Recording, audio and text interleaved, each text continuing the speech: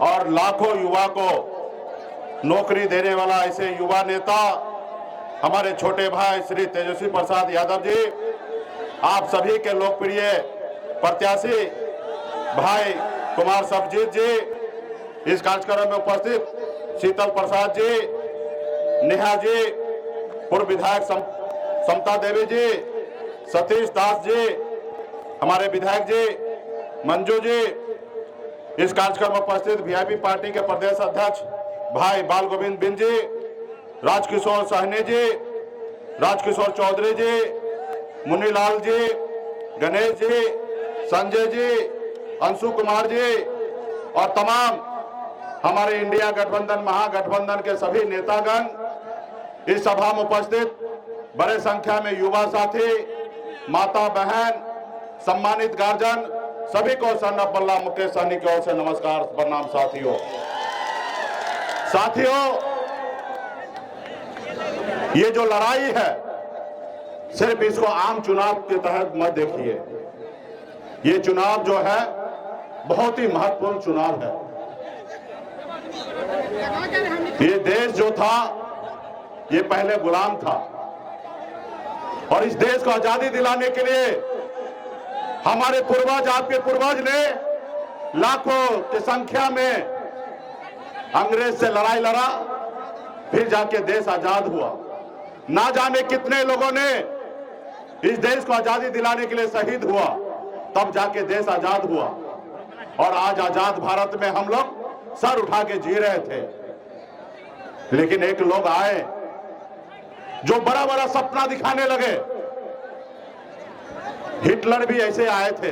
Hitler के बारे में आप लोगों को पता है। हिटलर जब आए तो उन्होंने चुनाव के समय में बड़ी बड़ी वादा किया, जैसे हमारे 2024 में मोदी जी किए। हिटलर ने कहा कि हमको सरकार में लाओ, हम टैक्स माफ कर देंगे। तो अब आप हमें सरकार में लाओ, हर गरीब का इलाज को मुफ्त कर देंगे। तमाम ऐसे वादा किए जो असंभव था। लेकिन लोगों को लगा कि हिटलर आएंगे, हमारा टैक्स माफ होगा, हमारे बच्चे पढ़ेंगे लिखेंगे, हमें सरकारी नौकरी मिलेगा, तमाम हर तरह का खाना पीना सब फ्री हो जाएगा। लोगों ने सोचा कि भाई लाते हैं हिटलर को, और फिर उन्होंने हिटलर को लाया। और उसके बाद उस देश का क्या हाल हुआ वो आप सबको पता होगा। लास्ट में हिटलर ने खुद को गोली मार के मर गया, क्योंकि उनसे वो देश नहीं चला। उसी तरीके से 2014 में उन्हीं को रास्ते पे चलते हुए देश में एक नेता नरेंद्र मोदी जी आए। उन्होंने कहा कि हमको सरकार में लाओ, विदेश में काला धन है, वहां से हम लाएंगे और एक एक लोगों को 15-15 लाख रुपया दे देंगे खाता में। उन्होंने कहा कि हमें सरकार में लाओ और हर साल में 2 करोड़ नौकरी देंगे युवा को। हम पाकिस्तान को कब्जा कर लेंगे, हम चीन को कब्जा कर लेंगे, हम हर समस्या को दूर कर देंगे, हम आपके अच्छे दिन ला देंगे। और हम लोग भी गुमराह हो गए। हम लोग सोचे भाई ठीक है, विदेश से काला धन आएगा और बैठे बैठे 15 लाख रुपया मिल जाएगा, तो तकलीफ किस बात का है, हर युवा को नौकरी मिलेगा। और हम लोग उसके झांसे में फंस गए। और जब झांसे में फंस गए तो 2014 में मोदी जी आ गए और हम आज तक इंतजार कर रहे हैं, शायद हमारे अच्छे दिन आएंगे। और अच्छे दिन का क्या परिणाम है आप देखिए। आज वो संविधान बदलने की बात कर रहा है। आज हमें हिंदू मुसलमान को आपस में धर्म के नाम पे लड़ाया जा रहा है, हमें धर्म के ऊपर बांटा जा रहा है, भाई भाई से लड़ाया जा रहा है। आज हम लोगों को कहां ला के रख दिया है। आज हमको इतना मजबूर कर दिया है कि हमारे गांव में लोगों को खाने के लिए कुछ नहीं है। उनको 5 किलो चावल मिलता है 1 महीने में।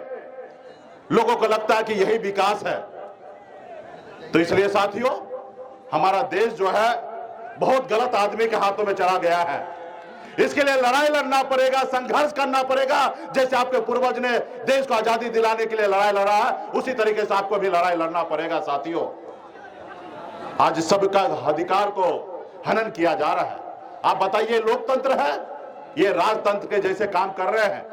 दो दो मुख्यमंत्री को जेल में डाल दिए, बताइए लोकतंत्र है?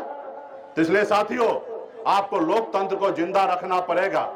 बाबा साहब भीमराव अंबेडकर ने हमें एक संविधान बना के दिया और उन्होंने कहा कि राजा का बेटा राजा नहीं बनेगा, जिसके पास वोट होगा वही व्यक्ति राज्य का मुख्यमंत्री और देश का प्रधानमंत्री बनेगा। लेकिन आज कौन लोग हैं, वो अपने हिसाब से नहीं चलते हैं। उसको नागपुर में जो कहा जाता है, नागपुर में पॉलिसी जो बनता है, वो देश में लागू करने की बात करता है। तो इसलिए साथियों, सामाजिक न्याय को मजबूत कीजिए। आपने देखा बीच में भाजपा के साथ सरकार था नीतीश जी का, जब नीतीश जी माननीय तेजस्वी प्रसाद जी के साथ आए तो क्या फायदा मिला? 5 लाख से अधिक युवा को नौकरी मिला, क्योंकि लालू जी का विचारधारा का सरकार था। जाति आधारित गणना हुआ, जब जाति आधारित गणना हुआ तो SC, ST, OBC सभी का आरक्षण का दायरा बढ़ाया गया कि नहीं बढ़ाया गया? साथियों, आप कल्पना कीजिए कि अगर भाजपा का सरकार होता तो क्या अति पिछड़ा का कोटा बढ़ता? नहीं बढ़ता। क्या SC, ST का कोटा बढ़ता? नहीं बढ़ता साथियों, नहीं बढ़ता। तो इसलिए मजबूती से लड़ाई लड़िए। वो लोग जो है वो हमारा कभी नहीं हो सकता है। आपने देखा 2020 में हम सरकार उनके साथ बनाए। एक गरीब पिछड़ा का बेटा, मल्ला का बेटा ने 4 विधायक बनाया। हम अगर समर्थन नहीं देते तो बिहार में नीतीश कुमार बिहार का मुख्यमंत्री नहीं बनते, लेकिन हमने समर्थन देकर उनको मुख्यमंत्री बनाया। अपने दम पर विधायक मंत्री बना, लेकिन उनको हजम नहीं हुआ।